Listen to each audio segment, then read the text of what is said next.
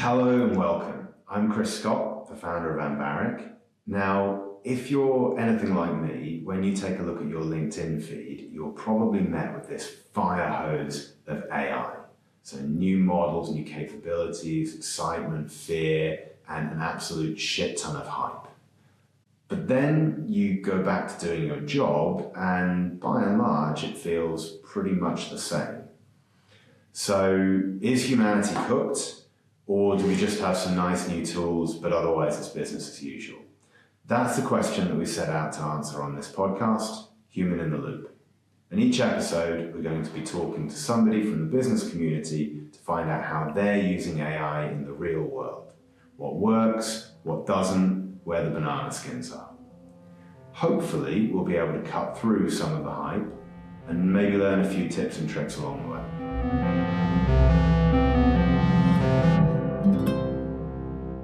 So today I'm very happy to be joined by a friend of mine who is extremely intelligent, very thoughtful, an early adopter of a lot of AI technologies. He's the author of Marketing-Led Growth, the founder of Own, which is a property buying assistant, a venture capitalist at Pembroke, and a man who I have to awkwardly hug around the waist every time I meet him because he's a good couple of foot taller than me.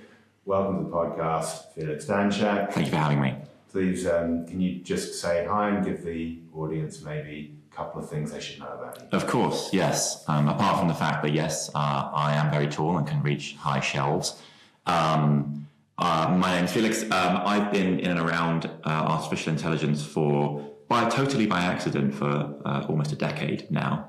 I was the head of strategy at a company called Signal AI that was actually doing natural language processing back in kind of 2015, 2016, and saw early on the capacity for this new form of technology, AI is a group of technologies, of course, to change the way we think about work as economic value. And I think we'll come back to this again and again as movements away from knowledge work to judgment work. I think before we even get going, it's important to recognize that what's happening is not really a technology transformation, but an economic transformation, and technology is just there to help us with that economic transformation. So I've been around AI for a while.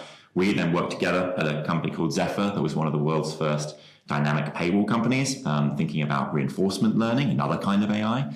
And then I was very lucky to be in the right place at the right time in the Bay Area when GPT 2.5, which feels like eons ago now, and running a marketing organization that needed to become more efficient at the time, and was just able to really work quite closely with some of the people building this technology to try and transform business operations. And I guess really that's where the journey that's important starts.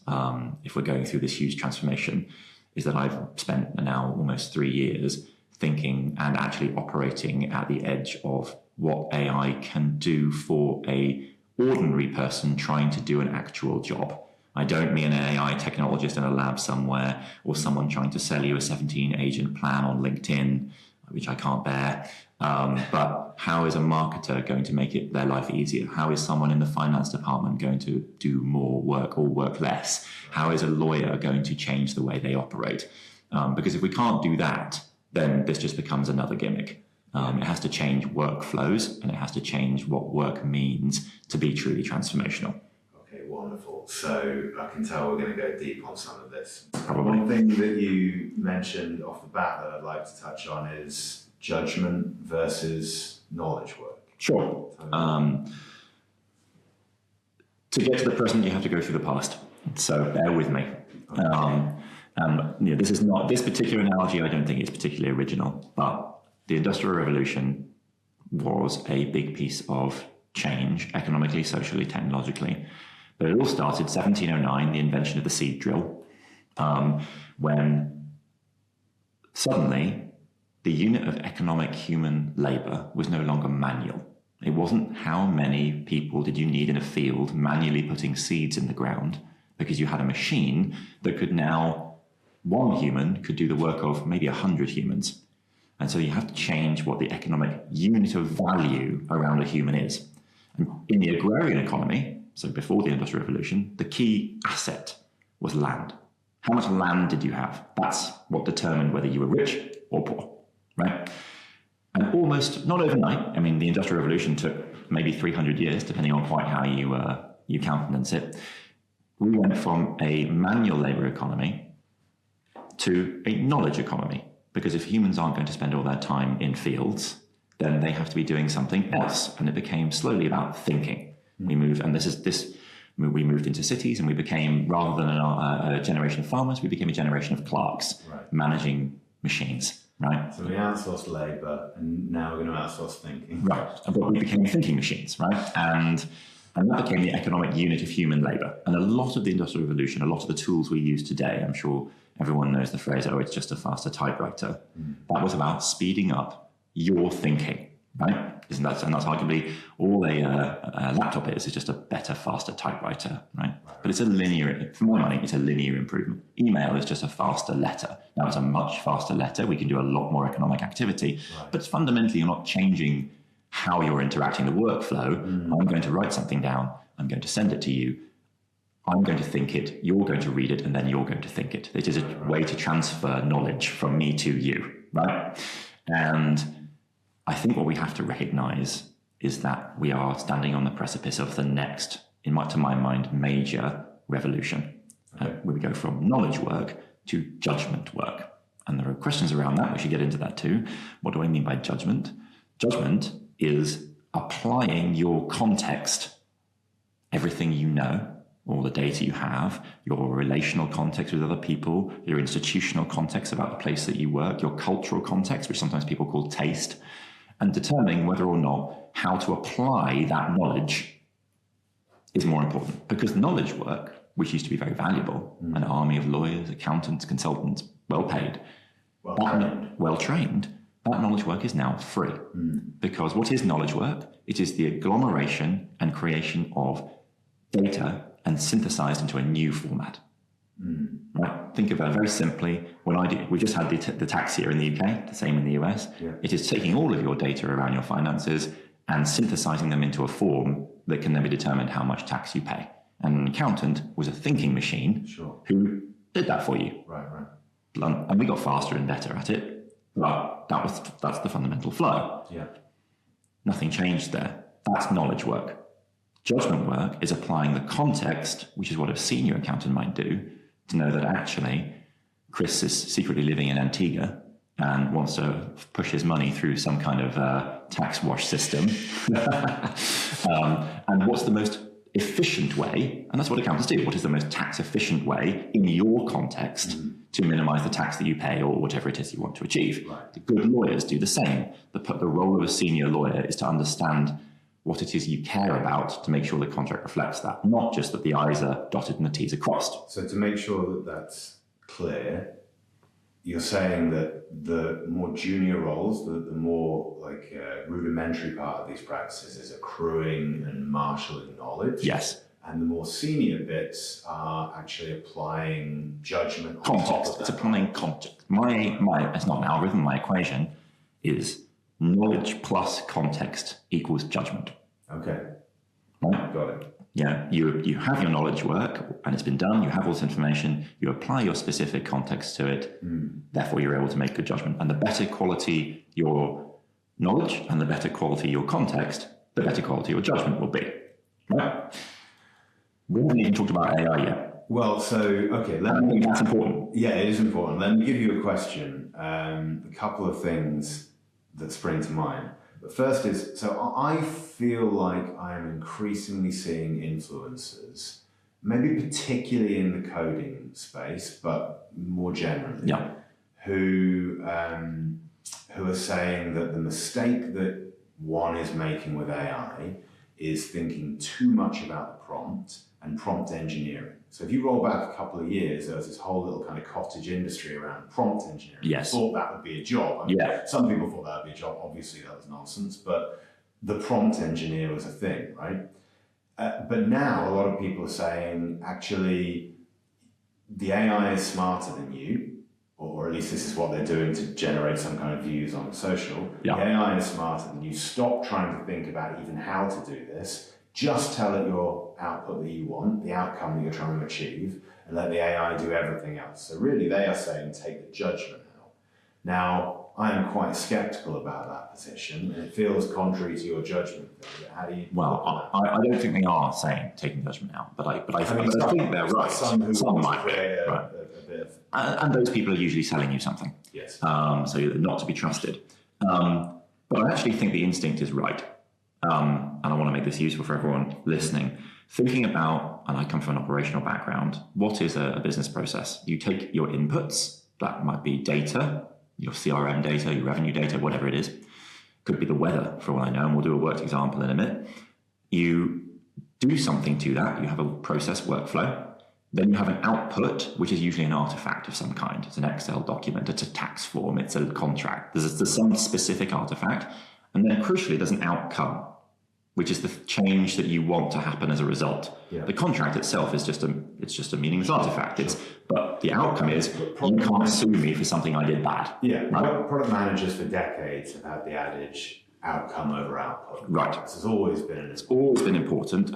But most businesses, I think, get this wrong because people are able to be measured on outputs. It's very hard to measure outcome, particularly, and use the legal example, if the outcome we want is that nothing happens. The outcome is that you don't sue me and I don't sue you. How do you measure that?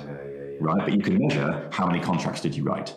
So you end up with the hourly rate, right? Which is a very strange concept. This is something which is core to like the inner workings of data science as well, because that lawyer example is really interesting. If you say the measurable output is minimize the number of lost cases, well, one way to achieve that is take no cases, right, which is not what you wanted. Right, and make no money.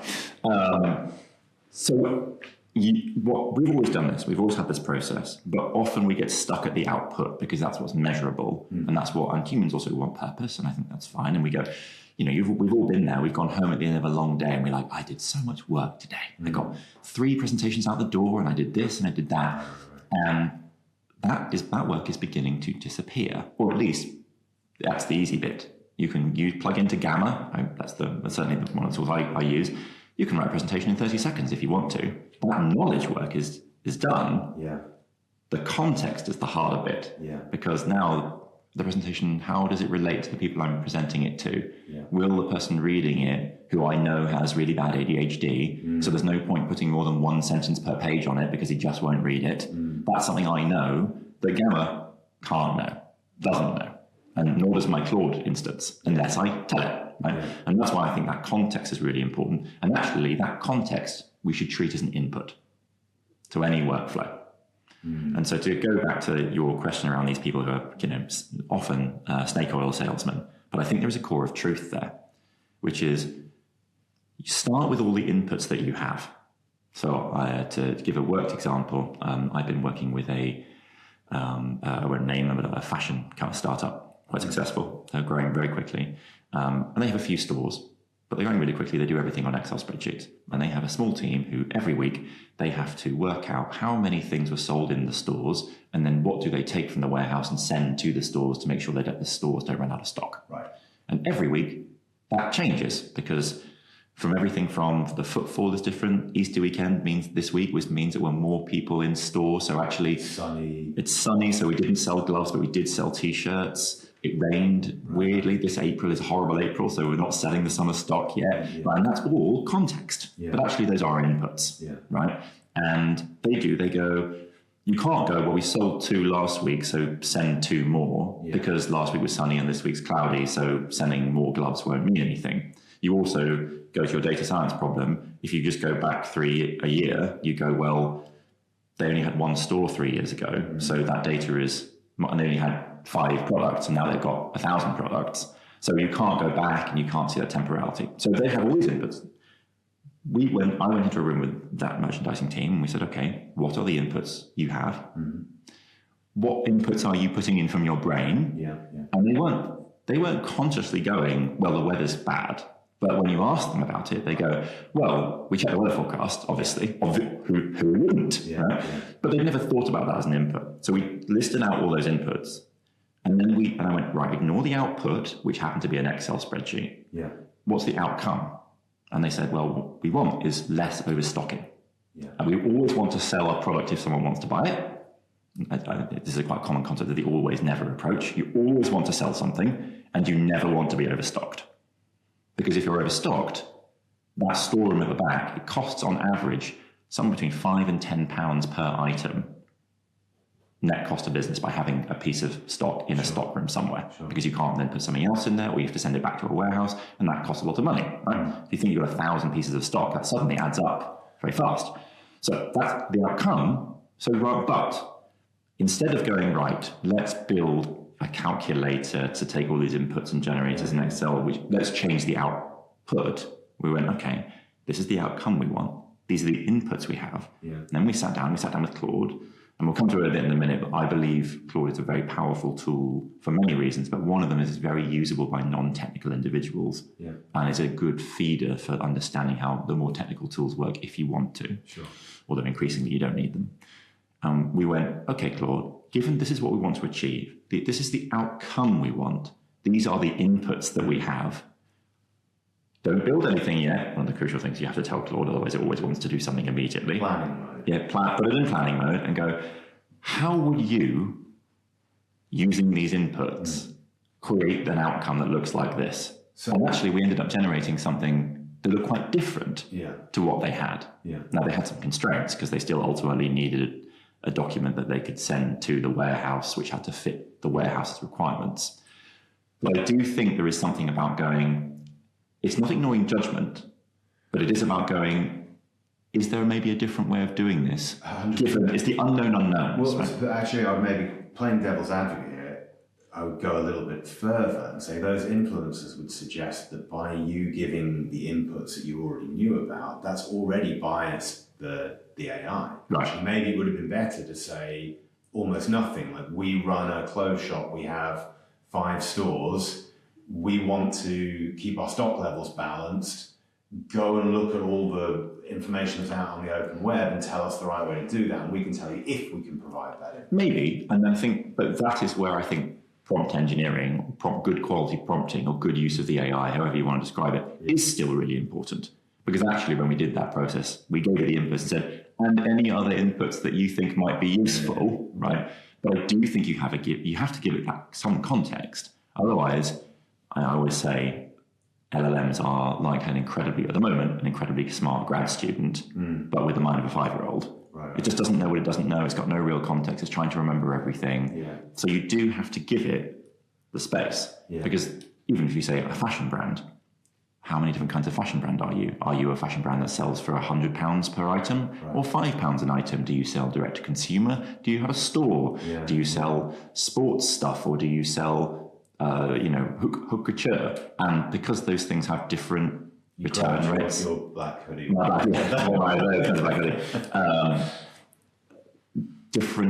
Every segment has different benchmarks and different metrics, and you do have to get. I think it's very important. That's why I go. It's not just knowledge work; it's knowledge plus context. Okay, let me give you a little bit to think about there. So you described the AI is smart there, and these like influencers who maybe a bit snake oil salesman, but they're saying like let the AI do everything. Their worldview is the AI is already the smartest thing on the planet, the most intelligent thing on the planet. Why would you put any of your judgment in? It can do better. It's quite an extreme view. I want to read out to you a conversation I had with Claude as an experiment, right? And then I want to see how you think this affects it. Right? So I said, hey Claude, my favorite color is pink. Give a score for red and blue on a scale from 0 to 1 in increments of 0.01. At work we were struggling with getting scoring out of these things, right? So that's what I asked at this experiment. And it said, okay, red, 0.83, 83%. Blue, 0.42. Okay. I then picked a pink. Right. Gave it the hex value for it and said, score this. And it said 1. Great, 100%. It's so far doing pretty well. Okay. Right. And I said, okay, why did you give that 1? What about this pink, which was the textbook pink, right? The definition of pink in CSS. And it said, okay, the one that you originally gave me is a classic pink. It's an exact match. The one that is the textbook one is pale blush. So it's still in the pink family, but I'd give it 0.82, 82%. Right.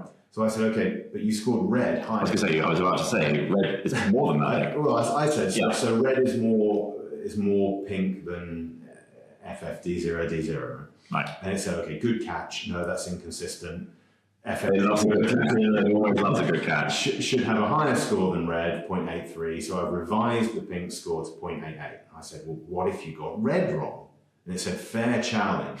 Red is saturated and vivid. It reads as red, not pink.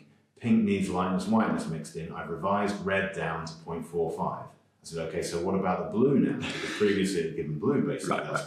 And it said, okay, blue is in the opposite direction. And I just speed this up. It said, I'm going to make blue 0.05, 5%. And now I said, and the original pink? And it said, still one, it's literally pink. Okay, I said, but there are other pinks. And it said, true, pink isn't a single thing. And it went off on this massive... And on you go until the end of recorded time. Yes. So you read that chat. Yeah. And that's not intelligence. There's something there that is missing. Yeah, I think so. So it's not general intelligence. And I would argue the thing that is missing is context. Right. Because you didn't give it enough. And this is why I think they are snake oil salesmen. Yeah. Because it's doing knowledge work. It's going, okay, I'm codifying stuff, but without context. And all knowledge work has always had some context, right? Or at least other than the very lowest manual clerks somewhere. Yeah. And the more senior you get, the more you're applying context. So the more the work you do is judgment. And there are artists out there who know exactly what the pink is meant to be. And I imagine there are designers who can read off the hex codes, right? Sure. And that's a little bit of more context, right? And they know that the pink that they want needs to be the pink that actually works with the blue that's already the brand color. Yeah. Can't be a highlighter pink. It needs to be pale salmon pink, right? And they don't need to say that. They can say, well, it's our brand's pink, because they know that context. Yeah.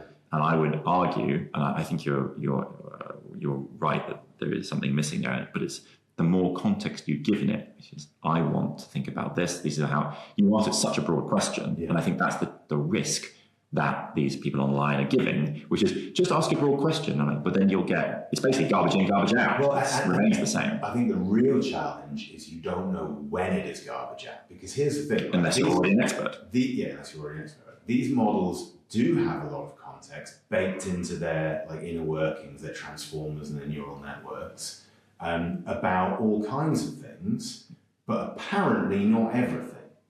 But context is also specific. It can be specific. And it has to be specific. Yeah. And that's the thing. That's why I say it's a smart grad student with the mind of a 5-year-old. Right. 5-year-olds, as they go, well, as in children, as they go through the developmental pathway, they can't prioritize. They see everything's just coming in, and part of growing up is about being able to recognize that actually this is the thing that matters and this is the thing that doesn't matter. And you basically hone, as is a very basic example, you're honing your context, right? And that's what I think good use of AI, at least today, is mostly going, I know you technically probably know everything, but I need you to go just these contexts, and here's some stuff that you couldn't possibly know about my context. Yeah.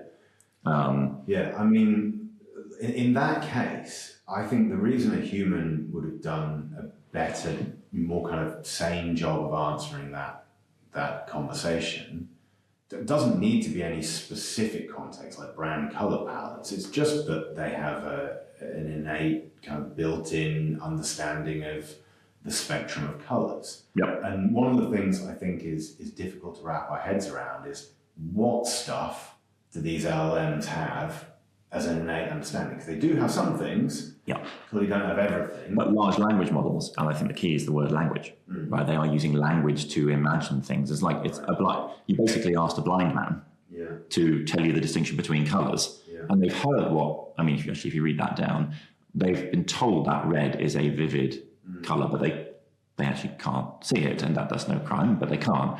There are VLMs, I've not really played around with them, which probably have a better understanding. Yeah. And this is where I think you go, well, different AIs for different purposes on top of the context. It's like, well, was it actually that we asked the wrong, an LLM is great for processing language, perhaps not so good for processing visual. I think, of course, it is no surprise to me that Anthropic don't bother with a visual model. Okay, so let's pivot slightly from that. So one of the things that you've done kind of recently is build Own. Yes. Right, which in a second I'll ask you to tell us all about. But to frame my question here, you own is a piece of software which you and I think a colleague built, and you're not particularly professional programmers, so this was something that was unlocked by having a large language model that could go and write code.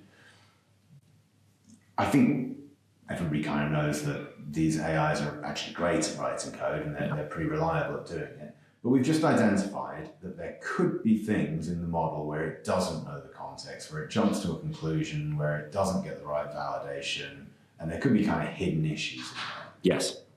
And you might struggle to know that exists. Yeah, unless I already know it, right? And this is why I think, and we'll talk about own in a second, but I do think that AI can make a great person brilliant, because if you're already an expert and you have lots of context and you're good at the judgment, then it can help you do all of the thinking and potentially challenge your judgment, but you already know, oh, is that going to work? Is that not going to work? And so you're able to go correct, and you'll get brilliant work out of the machine. If you are not an expert in that thing, I'm not an expert designer, I'm not an expert accountant. Right. So when I pump my taxes into the LLM and go, hey, help me fill out my tax return, I have no idea whether or not the way it's interpreted my property income or my capital gains allowance minus my whatever it is, I have no idea if it's telling me the truth. It doesn't know either. Yeah. And that's because I'm not an expert. So the output I get is ultimately questionable. The problem, of course, is that unless you really work at it, it's hardwired. It's not hardwired. It is soft-wired to tell you things confidently. Right. Strong opinions lightly held, but you've got no sense how likely they are. Right. Oh, you're absolutely right. That isn't pink. Oh my God, it's actually blue. Right. And so I think there is a again, going back to these snake oil salesmen, if you give over all your operations to an AI, then you are ultimately giving up any sense of whether or not what you know is good or bad, because if you don't know, then you're not going to be able to challenge the machine at the output. And I certainly found that problem with OWN a little bit. So just to give you a bit of context, OWN started as an experiment. Could I and a friend of mine, neither of us can, I can probably write you a line of Python if you put a gun to my head, but it would have to be a gun. Like, can we, without writing a line of code, indeed, the experiment was without even typing anything, can we use voice dictation with any tools we wanted to, beyond that, create a product that somebody who we did not know would buy? Right? Okay. And that was the restriction. And so my friend is trying to buy a house, and anyone who's been through the house buying process knows in the UK knows it's awful. And one of the biggest problems is that the Rightmoves and the Zooplas of the world, they're basically marketing websites, right? They're built by the selling side. This wonderful house with a dual-edge prospect, with open plan living, as in there's no roof. Like this wonderful inside-out space. Okay, the wall fell down, right? But they were always presented in a different way. But also they don't tell you the things that they don't want to tell you. So maybe there's a planning application for a block of flats 15 meters away. They're not going to tell you that, and you won't find that out until you go through the searches. You've already instructed the lawyers and you're down $2,000. And then suddenly you're emotionally bought in. Right, and you go, well, maybe I can live with the nightclub that they're going to put up next door. Or you pull out and you're down $2,000, which is not a small amount of money. And I went, there must be a better way. Planning authorities make their data freely available. DEFRA makes flood risk defences freely available, and. Could we put all of this data together so that anytime anyone puts a Rightmove or Zoopla link into the feed, it will go, this is the property. We've gone to the local planning authority. Are you good, bad, terrible? Is there anything you need to worry about? Are house prices going up or down in the area over the last 6 months to 12 months? Because land registry data is freely available. Are you on a floodplain? Are the schools nearby good or bad? And also, crucially, are you actually in the catchment area? Right, so all of this data is freely available. So we put this together. But we don't know what we don't know. And I didn't know how to put some of this data together. And so initially, when we were building it, it was going, it needs to look like this. This is the best way. And we were like, okay. This is what it should look like. This is what your landing page should look like. And I'm like, Just quickly, for anybody who hasn't done some of these things and feels like kind of following along at home, yes. which AIs were you using? So I was using Claude to do my planning. Claude Code? No, just Claude. No, we weren't allowed to code. So we didn't do any coding, didn't use Claude Code, specifically because we wanted to be doing it in something that a total non-technical user could use. So literally talking to the machine, hey, I want to build this thing, let's build out. Now, I know a little bit about building products, right? Yeah, so you should check back in with Claude Code these days. It's very good. I now fully Claude Code, but we worked out what the company should be. We worked out what the vision and the values and how we wanted to present ourselves and what kind of language we wanted to use, because I think that's actually more and more important, because you are setting the context of the business. Yeah. And then went, right, how do we make money from this? And it went, well, you could make money this way, this way, this way. No, we start. That's not the South Park episode. No, yeah, exactly. Anyone who knows me is that I will try and monetize anything.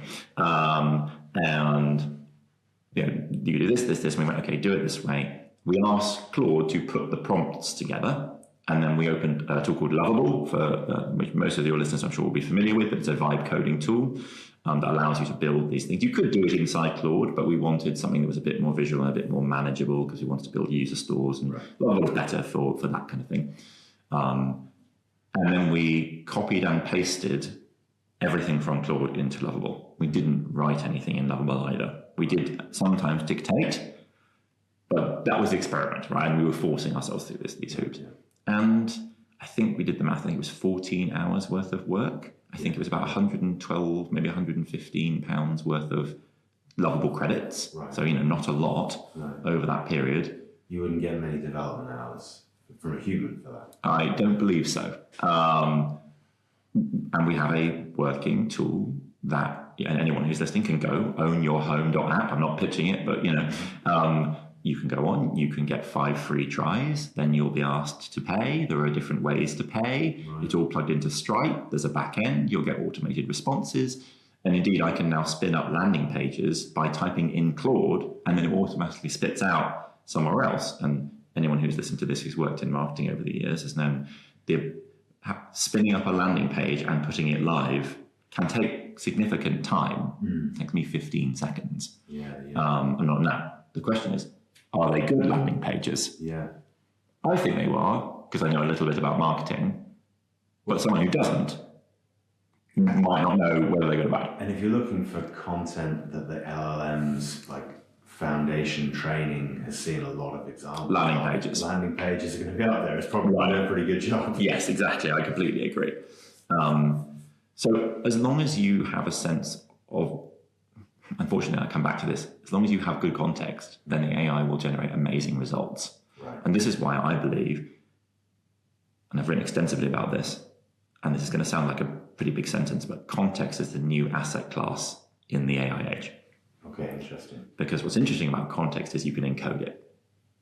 So all the things I know, the way I think, the beliefs I have, the tastes I have, the cultural knowledge I have, the things I know about you and the way we relate to each other, all of that stuff, you can, to an extent, write down.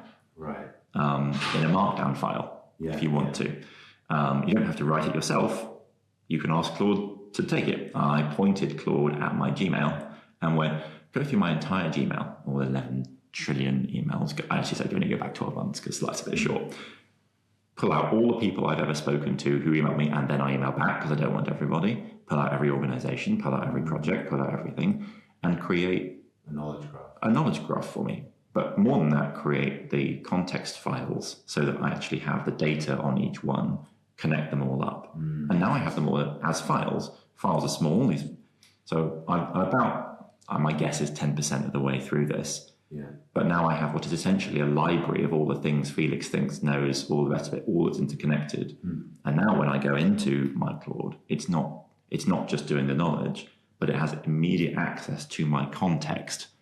And without me telling it. It has immediate access because you asked it to store those as memories. Like, if somebody wanted to do the same experiment, how would they go about doing it? So my personal approach at the moment is setting up your co-work, which means you can write files on a computer. I'm sure it will change over time.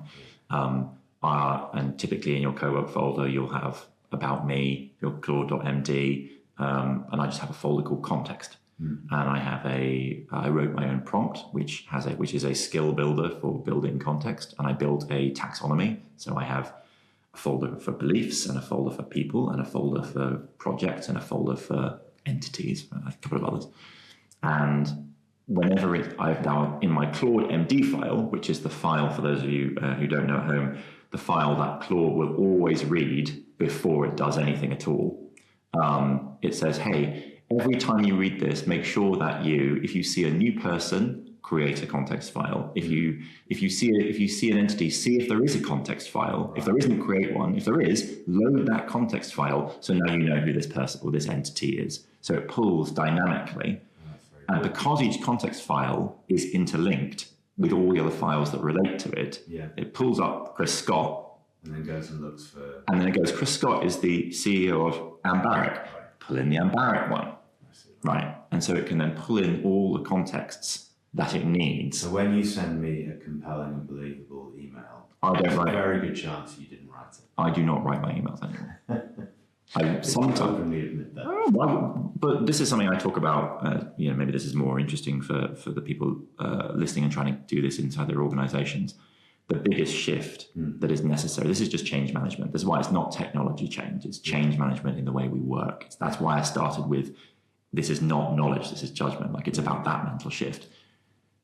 Who cares if your emails have N dashes in them? Why does it matter? I mean, it matters initially because you're like, but they didn't write it. They didn't think about it. Well, I think I would give two answers to that.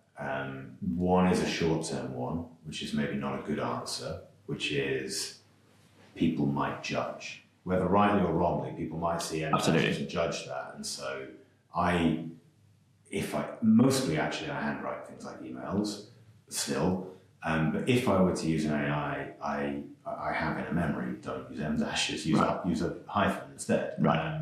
Which will work probably 70% of the time. Yeah, mostly it works, and if it fails, I tell it remember that, and it goes back to it. But I think the other pushback I would have, and emails, this is definitely true for, but I think that PRDs is the best example. Right. So PRD, product requirement document, that's what it stands for. This is where particularly product managers go and write quite an in-depth description of what they're trying to build, the problem they're trying to solve, usually at a feature level, so that the rest of the organization, the engineers, context. Can take it's a context file. And it's been a trend for a couple of years now that people have moved that work to LLMs, to an AI that can write that for you. And so I use this example quite a lot. I don't think anybody will persuade me otherwise. The value of a PRD for me is 10% the output and 90% the process of building it. Yes. Because when I'm writing the PRD, I go, my brain gave me the signals that I knew the answer to this question, but actually that was a false signal. When I came to write it down, I realized I hadn't thought about this. Because you had to do the process of thinking, and I would say the process of judgment, to apply your context to that knowledge to see if that was actually true. Yeah, and just also, like, your brain can't hold the complexity of the whole model. So when you're writing things down, you naturally break it into snippets, you see where you had gaps, you fill the gaps, and you move on. And now, arguably, an AI could do that job just as well as you, and it could fill those gaps very, very well, but you would never know that it's done it. You probably don't even read the PRD carefully. Maybe an engineer downstream does. So you've completely taken yourself out of the decision-making loop. You're not putting your judgment in there. And that's less true for emails, but maybe as a... And worse, you're also not actually building your own context. If context is the thing that turns knowledge into judgment, and judgment is the thing that's valuable in this new age, then if you abstract yourself from the process and go, you've got some context, you do the work now, then what you're doing is making yourself less valuable. 100%. Now, I think this is where I put an email and a PRD in opposition to each other. What is an email? Most of the time, I am writing to communicate something to you. Often it's, hey, do you want to meet at 10 or 11? Right? That is not beneficial to me to write. So getting an AI to write that's just a time saving of 10, or saving of, let's say, 2 minutes. Yeah. But if I do that 10 times a day, something that's 20 minutes, that, you know, and those 7, you know, that's actually valuable over time, even if it compounds in a slow way. Completely. But then there is a different kind of work.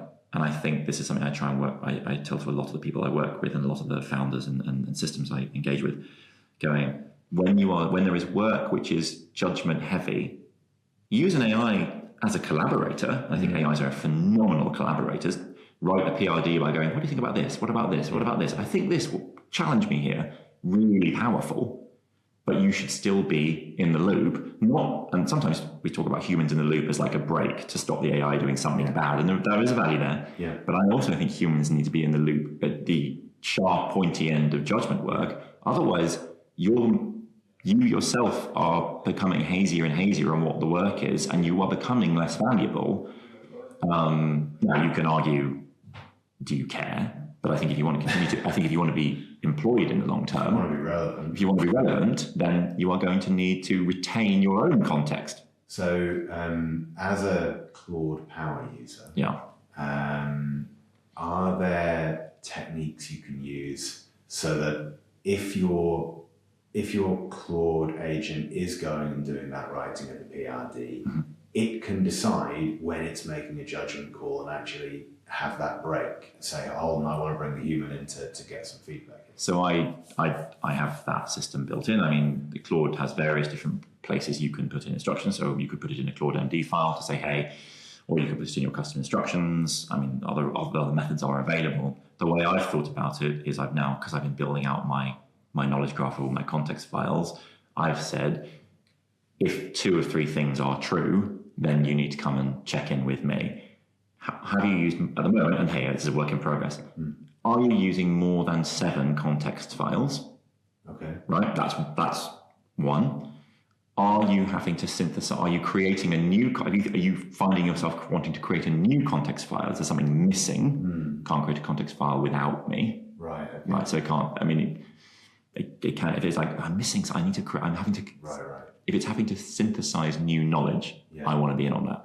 Because otherwise, that's a second because one. otherwise that can cascade. You have a small error in one, which is then used to write a slightly larger error. Right, because let's say I've got about 40 professional beliefs in my context belief folder. Right. If it then writes a new one that I haven't signed off on, then maybe it will start using that to write another blog somewhere or another piece of work. And maybe it's beginning to get a bit politically dicey. Maybe it's holding on to some, maybe it writes something around, I don't know, we shouldn't have a certain kind of rock in the city. Yeah, we shouldn't have certain kinds of people in the workplace or something, because that's what it's synthesized. I would hope it wouldn't, but like it could. And the truth is, I wouldn't know, right? So if it's creating any new context files, it has to check in with me. Yeah. And then there's also a break, and I'm playing around with the third one, is, do you think this is judgment work? Because I have a context file on what I think judgment work is, which it has to access.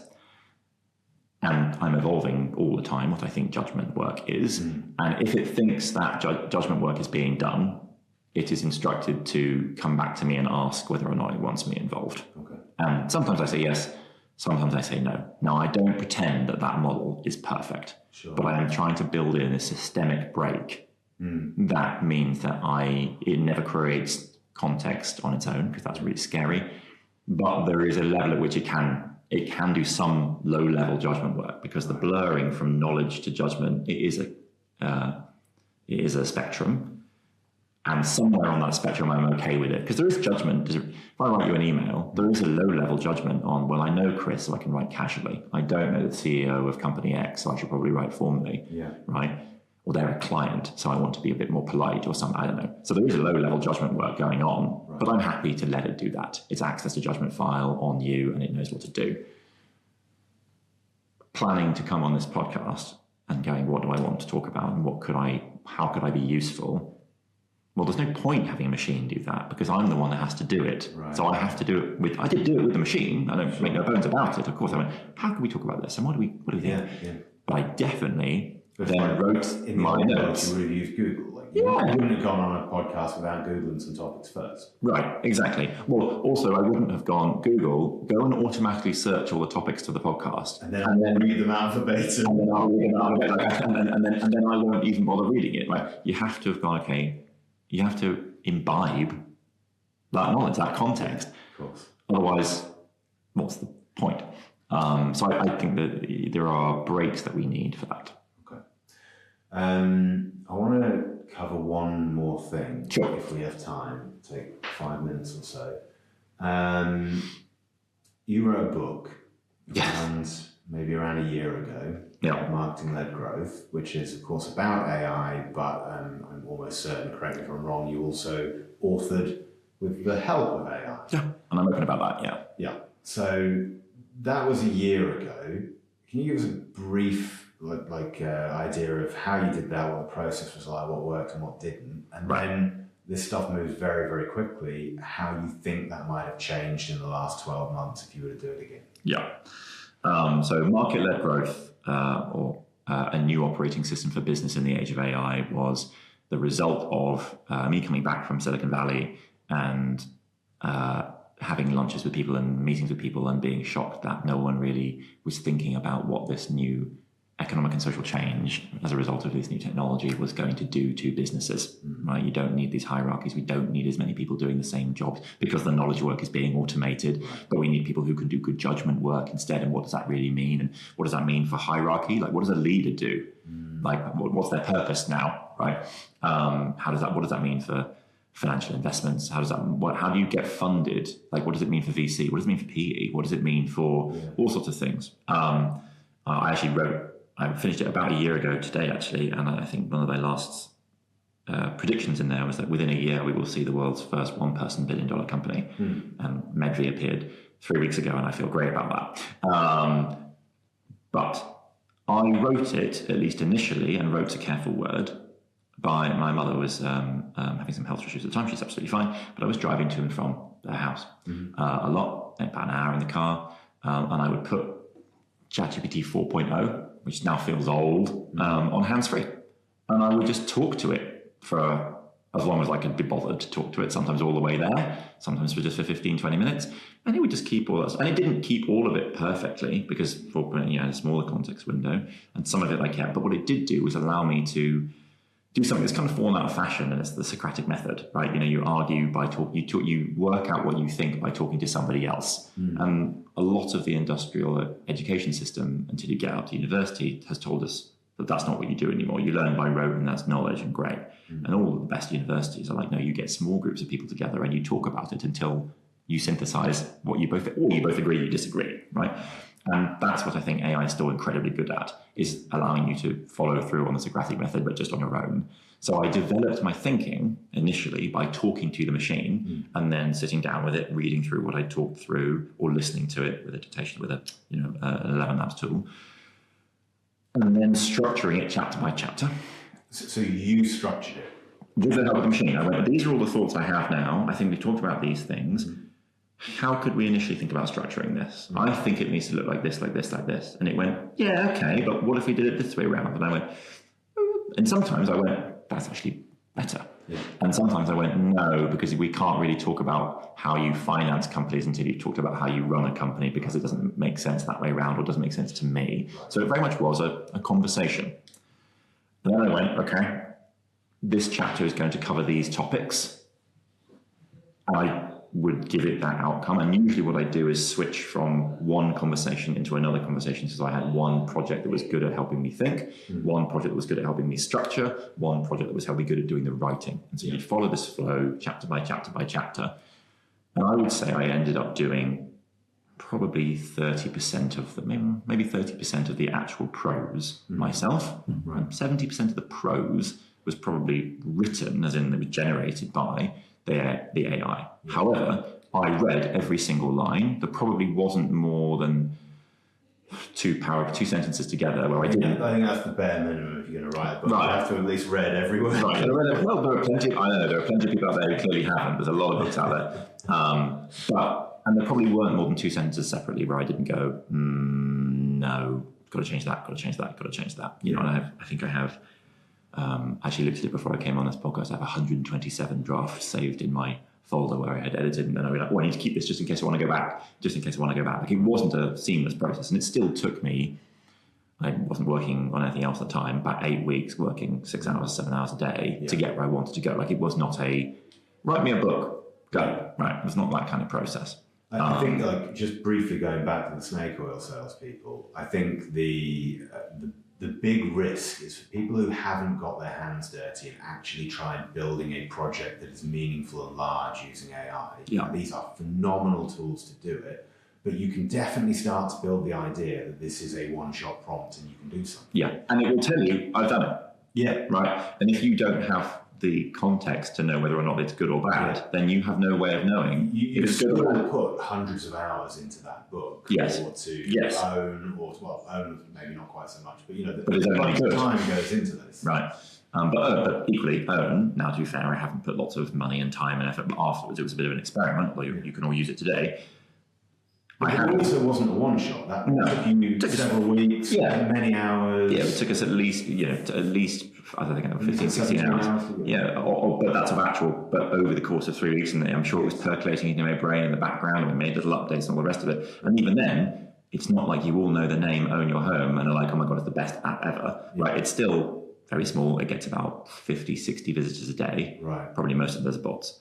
But, and we have about 30 users who are actually paying to use it. Yeah. I'm incredibly proud about that. Most of them are probably my parents, but dressed up as other people. But we definitely have 3 or 4 people who I don't know, and I think that's cool. Yeah. But was it the best way of doing it? Well, I actually don't know because I'm not an expert. But yeah, you have to put time into these things. And whenever I present, and I do a lot, I'm rolling out Claude for a lot of the portfolios of the companies I work with at the venture capital firm at the moment. And one of the things I say is we are in the FARFO era of AI. We're in the fuck around and find out era. As in, I will teach you how to go from 0 to 1. This is how you use it. This is how you think about it. It's not just a question and answer machine, but you can think about context and you can think about co-work, and this is how you would use it, how you can create work with it, do knowledge work with it. Yeah. But also, the more you use it, the better you get. Yeah. And if you can think it, give it a go. Fuck around and find out. And I think is good advice for anybody. If you're not sure what AI is capable of doing, pick a project that you would never have been able to do before and try it. I'd actually flip that around a bit. The first thing to do is, what's something you already do all the time that you know what good looks like? Right. Okay. I don't know, it's merchandising, or it's writing LinkedIn posts, or it's coding a payment widget. I don't know, something that you actually know what good looks like, where you have context, right? And try and do it with AI. And it will, by the way, take you longer than if you did it yourself, of course. But it has to be a project, because so everybody pretty much uses some kind of chat AI as a replacement to Google. Yeah. Like, that's fine, that's useful, but that's not what it's all about. No. It needs to be something, and this is why when I go into teams, and you have to work top down and bottom up in teams, we talk about that another day. But when I go into the individual teams to help them start using it at an operator level, the first question is, what's something that you guys do every day or every week that takes 2 hours that you hate doing? Yeah. Now, they know what good looks like, and they do it all the time. And that's the ripest candidate for AIification. Yeah. Because then they learn they don't have to do it. They can build something to make sure what good looks like. So they have a sense of, because they can fuck around and find out, they can keep working on it until it is good, because they know what good looks like. And they never have to do something they hate ever again. Okay. And once you cross that bridge, most of the people I work with go, you can watch the moment where they go, I could also use it for this, and for this, and for this, and for this. And that's why I think we've got to start with something that they actually do understand. I think starting with a project that you could never have done is risky, because then you don't know if it's any good. Okay. I couldn't go and teach a yoga class. I've only done 1 session of yoga in my life. And what I learned is I'm very inflexible. Right. So going straight into building a yoga app would be a mistake. Sure. I think that for me personally, I think there's a lot of value in doing things that, you're right, you need to know the skills, you need to have been capable of doing it on your own, but maybe it's a little bit adjacent to what you do, so you wouldn't have ever had the impetus to get around to it. Yeah, maybe that's true. But I would say that's a second project, but yes. Fine. So, so a year ago you wrote a book. But the world has changed. A lot of chatting, a lot of going backwards and forwards, a lot of handwriting, mixed with AI stuff. A year later, how would you do it now? I would do it exactly the same way. Which Interesting. Right. Because the LLMs haven't fundamentally changed. Right. They're actually what I was trying to do, which was synthesize lots of thoughts and knowledge into one thing. I would still be talking to the machine. Yeah. I would still be using it to do my knowledge work. I would still be needing to give it all my context. I would still be doing that. Back and forth would probably take less time. Yeah. The big difference would be that I would be able to give it a much clearer idea of how I want to write. And I used to have I had a kind of a 300-word prompt that every 10 prompts, I had to put it back in, and it would be like, oh yeah, you do want me to write like that. I think it was 50% Clayton Christensen, 20% Ben Thompson for Stratechery, and 30%, I can't remember what the last one was. Anyway, and whereas now, Claude, you could write a skill that's this is how I write. And I do have a Felix voice skill, and it's very detailed. And make sure by the way, anyone listening, skill files should never be too detailed. They should never be more than kind of maybe 50 lines because it loses context, ironically. But I would have gone, right, it probably would have taken, my guess is it would probably take me half the time of that back and forth thing and of then sequencing and getting the output. But I don't think it would have gone down to zero because half of the work is the judgment work of going, do I actually think that? Oh, well, to give a worked example from there, what is the problem with sales-led growth versus product-led growth, and why are they not applicable to the current environment, and how do they need to change? And that, because it's new context, like this, we're in a new environment, it can't know that, and also what's there to know? It is my choice. So I don't think it would cut it down to zero. But fundamentally, I think the process of going Socratic thought conversation into structuring it into a flow that makes sense for an external reader into writing that down would roughly have been the same. I think that the one thing that comes up on this podcast a few times now is the tolerance for error. Like if you need to get the thing right, you need to have actually read it, you need to have actually inputted. Your judgment needs to be clearly the main judgment in whatever the output is. Yes. An example that I went through last night, which is the other end of the spectrum, where the tolerance for error is extremely high. I do not care if it is good quality or not, is my son is a huge Harry Potter fan. Right. He's 8. He read the 4th book, and I've decided that actually it's getting a bit too adult for him. He's not allowed to read the 5th book. I mean, reading the 4th book at 8 years old is pretty strong. I kind of forgot about the stuff at the end. So maybe I made a mistake there. But anyway, he's done that. He desperately wants to read the 5th book, and I said, no, I'm sorry. Last night, I went into Claude Code, and I use Claude Code for this. I do it on my phone. You don't ever have to see a line of code. No. And I said, planning mode, I want to write a Harry Potter spin-off fan fiction book, right, for my 8-year-old son. And what it does, I guess it's a kind of light version of what you were saying, because planning mode, it will give you everything that it's planning to do ahead of time. Now, it's using Claude Code, but it's actually just writing text. It doesn't care. And so it's planning out, these are the chapters, and I can say, no, I disagree, or introduce this character. So you've now done step 1 and step 2. Go look at the fandom wiki to work out who was actually headmaster at Hogwarts at this time, or whatever it is, right? And I can also then... I'm disgusted you don't have the line of succession in your head. Give it editorial notes, like I just said to it, go through every chapter and see if you can swap a tell to a show and tell, right? Stuff like this. And I put in maybe 2 hours. Right. I haven't read it, so I don't know if it's good quality or not. But I mean, given what's probably on the fandom online, there's probably dangerously high levels of erotica in there, so you probably do want to read it for an 8-year-old. But yeah, you took what you're saying actually is you followed exactly the same process. Yes. You thought about what it is you wanted, you backed and forth to edit the structure, and then you let it go. And as it happened, you had a very high tolerance for error, so you haven't quite finished step 3 yet, but actually the principle is still so in 2026 it is feasible to write a short book in a couple of hours with a good amount of your own judgment. I think so. Probably not desirable for anything that you plan to publish or need to stand behind or need to be really confident. And this is why I say, when we go back to where we started, knowledge work is free. And I think that we are at potentially the end of an era where having written knowledge down is a marker of respect, culture, sustainability, whatever. Pierre Bourdieu, the sociologist, talked about cultural capital.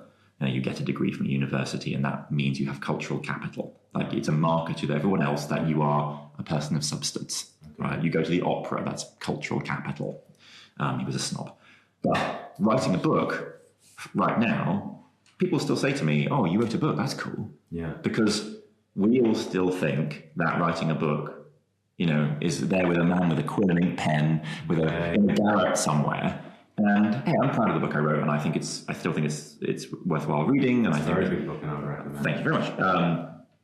But actually, it is much easier to write a book than it used to be. You wrote one in 2 hours, copyright pending, and I think you probably get a fair use policy on that one. But call it parody, and then you get free reign, at least in the UK. But it's going to get easier and easier. The quality of the machine is going to get better and better. So it will be about the judgment that you're putting into the book, not the writing of the knowledge work itself. Right. And I wonder, and this may be an interesting place to talk about the future, is in 10 years, oh, you've written a book, how nice, so have I. Yeah. We all have. Yeah. And except no one bothers because no one reads them, because right, we don't work in that way anymore. Because books are really useful if you're trying to transmit knowledge from one person to another. Right. But if we don't do that anymore, then what's the point? Completely. I love reading, by the way. There's not a statement against books, maybe against business books. I love reading, but I've lost the ability. Right. Yeah. So, read what you love until you love to read would be my feedback on that one. I've relearned to read in the last year, and I think it's a joy. But I think writing a book, which people still go, yeah, cool, is going to cease to have value because knowledge work is free. Yeah. What replaces it, I don't quite know. What will be the marker of cultural capital? Yeah. When the things that have capital, the things that have worth, change. Well, an interesting similar thing to contrast that to, I think, is people are at the moment using AI a lot to build applications like software applications that look like software applications did a few years ago or even a decade ago, if I'm being honest about it. My prediction would be that's not a long-term trend because many of those things would actually be better served as some kind of skill or tool for an AI. Yeah, I agree. I'm a big believer in, I'll call it conversational UI. I think we're moving beyond the period of the graphical user interface in many respects. And we're moving into, in fact, I work with a company that does this specifically, is conversational UI. So you might still have all of your back end that does accounting or does subscription management or does whatever it does. Sure. But the way in which the human user, of which there will be far fewer, will interact with it. And that person who interacts with it will be a generalist, not a specialist. Yeah. But they will interact with it conversationally. Now they might type, and possibly through Claude, which is a conversational interface, right? And maybe through Claude. I use Granola. I don't go into the Granola. I don't think I've ever been into the Granola platform. It's all connected into my MCP through Claude, and I get it all from there. Yeah. But crucially, whether I'm typing or dictating, I'm talking to the machine. Yeah. And I think increasingly, and if I'm doing that to change what the tool does, then the tool doesn't need a front end in the traditional way anymore. Yeah. But that means all the people who are then providing value to it don't need a front end either. Yeah. And actually I can spin up, and this is what this company I plugged them, I guess, Mindset AI, a very interesting company, that they provide that front end that's, if you wanted to spin up a graph to show you your latest revenue figures, it will do that in real time inside the chat. And I think that is probably where we're going personally, I think in terms of online interaction in a commercial context. Yeah. Look, I think the economics of judgment over knowledge, as you said before, are really going to play out here. So, for example, to go to a B2C example, if I want to subscribe to the New York Times, but really there's nothing in me that wants to go and look at the New York Times website and open it in a browser or install another app or anything like that. The thing that I would value from an institution like that is some level of guarantee that the information they're giving me is correct and has been validated and all that stuff. But really what I want to do is say in Claude, what was the news this morning that I care about? You want an API into the New York Times, and more than that, you want a context file that says these are the things I care about in the news. Yeah. You want Claude to have read through not just the New York Times, but also the Guardian and the Sun, because actually you should read what other people are thinking and reading, and go, well, given what I care about, and somehow pump money out to those places because we are paying for their judgment. Right, exactly. And okay, so this is a great segue onto my closing question. Cool. So you just said, another markdown file, Claude.md, something like that. Yeah. Like how to synthesize my news. Yeah. That is a barrier to entry for some people. It's a bit techy. It's probably not the end state for these interfaces. I've asked everybody on this podcast, AI is somewhere on the maturity curve. Mm-hmm. Maybe we're quite near to the end, and what we have now is roughly the capabilities we're going to end up with, and they're going to just polish the UX. Maybe there's going to be some more big transformations, accelerations in intelligence. Maybe we get right through to AGI and it replaces all of us. Mm-hmm. Where do you think, and it's an unfair question, but if you had to bet, where would you put your £1 bet on where we are on the technology? Incredibly early. Okay. I would say we're in the first decile of this change. Okay. Because I think there are different spectra that you've named there, and I think we're early on all of them. Okay. So even if, for a moment, that the LLMs are roughly topping out, and Mythos, let's imagine Mythos is all PR, but which it maybe, I don't think it is, but let's say we are close to the top of actually what they can produce. Yeah. The gains of in the last year, I was a top 1% user of ChatGPT. I got a little badge and everything. They gave me one, I didn't make it. And this year, I haven't touched GPT. I think I've logged in once. I only use Claude. Why is that? Not really because Opus 4.6 is that much better than 5.2 for most of my use cases, or 4.7 as of last night. But the UX is so much better. Because Anthropic, quite rightly, put a bet on, we want to be the tool for the enterprise, and it works better because the UX is integrated and works with my workflows, and it produces artifacts and content in a way that I understand, and I can work into my workflow much better than GPT, where it's just like, I don't know, you fucking figure it out. Excuse my French. And so I think we are, and that's only one step. Even if the LLMs remain the same, or roughly linearly growing, the step change we are already seeing in UX, and the step change we have yet to see in usability will radically transform our ability to function with AI. Yeah. Right. And most of the work I do at the moment with organizations is getting them to go, just get to stage one. How do you use Claude to do a knowledge work a bit faster? Right. Let alone, okay, well, let's build some context files in or whatever it is, which is no different to what you have today. But I would say even in the last 2 weeks, the quality of my outputs and thus my outcomes has probably doubled just from thinking about context in a different way. Yeah. And as Claude, right now, it's one interface, but you can absolutely see there will be the interface for the marketers, and there'll be the interface for the, Claude Code is arguably already the interface for the developer. There'll be the interface for the go-to-market CRO. There'll be and you can totally see how Claude will develop different types of interface that may even appear non-linearly for you, because conversational UI will become the dominant way in which we interact. Yeah. And that doesn't require any change in the technology. Yeah. It just requires a different way of UI and UX. Yeah. So, and UI and UX will beat technology every time, right? Which is what we've seen with Claude and OpenAI. Right? So even just on that spectrum, I think we're so early in what conversational UI means and what we mean by UX. I think commerce is about to be radically altered by agentic commerce, when you will never need. What Shopify released last week, interesting in that now agents can fully control and automate and operate your Shopify store if you want, right? And it will not be long before all of these things need to be surfaced inside, and you'll go, hey, Claude, I want to buy some new trousers, and it will go, here you are, some trousers that will fit you because I know what size you are, and they're the style that you like because I know you, and you're really tall, so you need some long ones, and all the rest of it. So that's all coming anyway, and I think all of that is UX and UI change. Yeah, it's possible today, it's just not yet done. Right? So I think we're also going to see a radical transformation in that regard alone.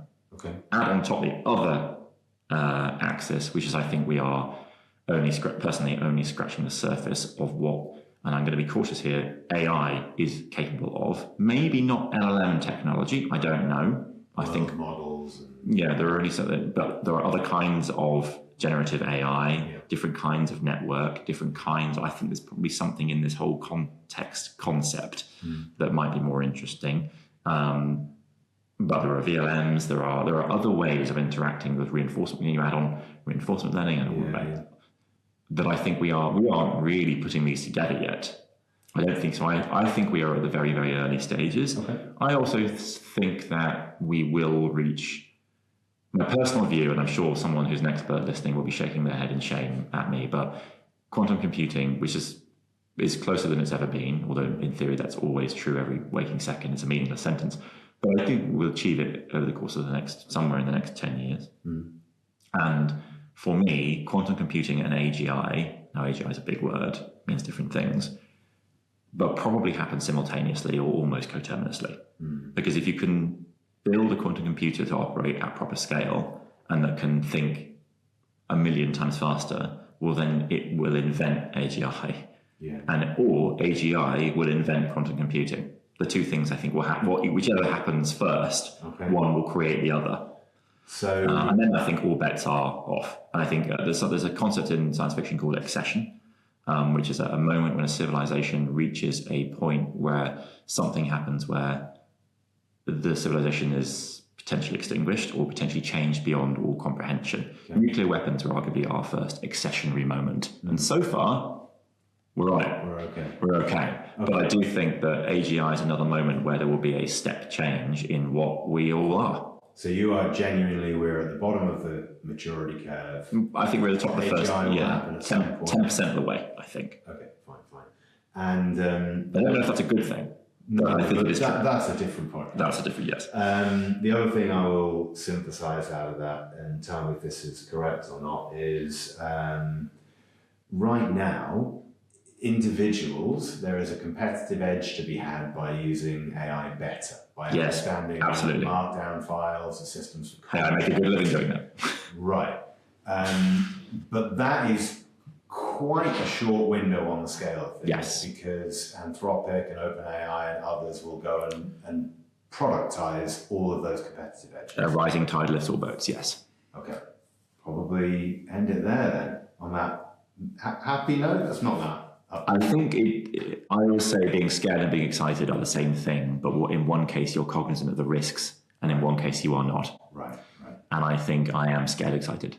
Yeah. And there are days when I wake up, I'm like, oh my God, this is incredible. Yeah. Look what everyone can do now. Yeah. One generalist who has an idea for a home buying app can, with £100, generate something that people will pay for. Right. Isn't that wild? Yeah. There are also unhappy with a novel overnight. Of off-brand erotica, if that works for you. But equally, I wake up some mornings and go, holy shit, what if the machine can do 90% of all of the knowledge work, and most knowledge workers do low-level knowledge work and are not contextually judging things? What happens to all the accountants? What happens to all the lawyers? What happens to consultants? What happens to... and 65% of the tax take of the UK comes from the top 10% of earners. I think it's 11%. Right. What happens? Well, and that's scary. I'm going to end the recording, and then we can talk about UBI offline. Yes. Thanks. Thank you very much. It was great. Bye.